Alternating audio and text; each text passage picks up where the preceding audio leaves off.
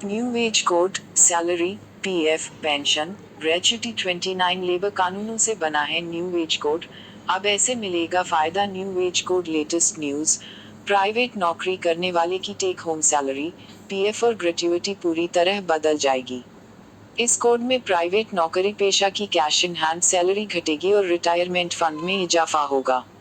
New ways code, latest news, new ways code यानी नए श्रम कानून को लागू करने में अभी थोड़ी देरी लग सकती है। फिलहाल इसकी अंतिम प्रक्रिया चल रही है। इसी वित्त वर्ष में इसे लागू किया जाना है। पहले चर्चा थी कि अक्टूबर में ये लॉन्च हो सकता है, लेकिन सूत्रों से मिली जानकारी के मुताबिक राज्य से मिले इनपुट पर अभी विचार किया जा रहा है। इसलिए द 1 अक्टूबर की डेडलाइन भी निकल जाएगी। नए श्रम कानून न्यू वेज कोड में कुछ बदलाव को लेकर भी लेबर मिनिस्ट्री और लेबर यूनियन के बीच चर्चा है। सूत्रों के मुताबिक जल्द ही इसकी ड्राफ्ट लाइन जारी हो सकती है।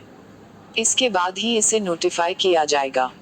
ईपीएफ, सैलरी, पेंशन पर हो सकता है फैसला। ईपीएफओ बोर्ड मेंबर और भारतीय मजदूर संघ के जनरल सेक्रेटरी विरजेश उपाध्याय के मुताबिक नए श्रम कानूनों न्यू लेबर लॉ में कुछ जरूरी बदलाव होने हैं।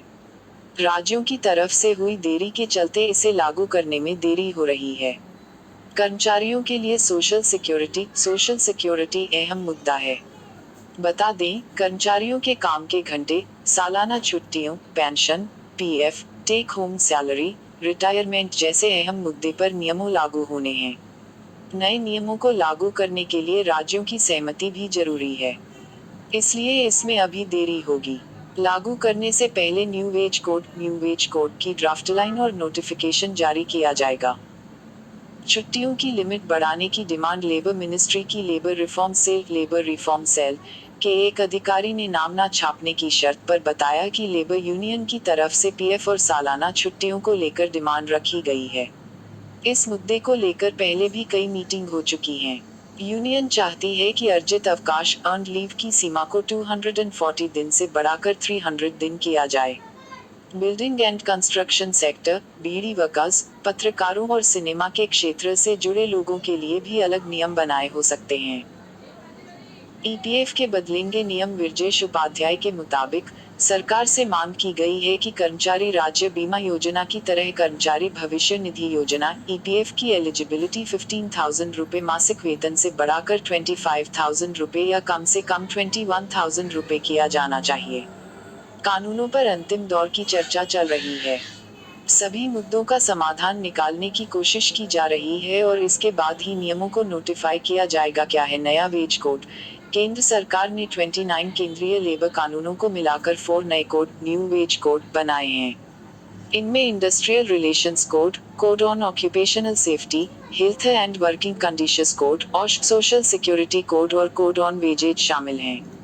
लेबर कोड्स में कुछ नए कॉन्सेप्ट लाए गए हैं, लेकिन सबसे बड़ा बदलाव वेज की परिभाषा वेज डेफिनेशन के विस्तार का है। नए लेबर कोड का मकसद कंसोलिडेशन पर है। सैलरी का 50% सीधे तौर पर वेजेज में शामिल होगा। नए वेज कोड में क्या?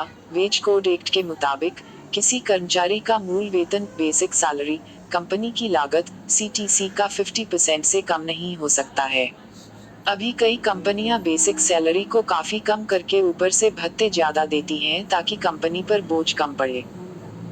टेक होम सैलरी घटेगी, रिटायरमेंट सुधरेगा। एक्सपर्ट्स के मुताबिक मूल वेतन बेसिक पे बढ़ने से कर्मचारियों एम्प्लॉइज का पीएफ ज्यादा कटेगा, तो उनकी टेक होम सैलरी भले ही कम होगी, लेकिन उनका भविष्य ज्यादा सुरक्षित हो जाएगा। इससे उनकी सेवानिवृत्ति रिटायरमेंट पर ज्यादा लाभ मिलेगा, क्योंकि भविष्य निधि पीएफ और मासिक ग्रेच्युटी मंथली ग्रेच्युटी में उनका योगदान बढ़ जाएगा।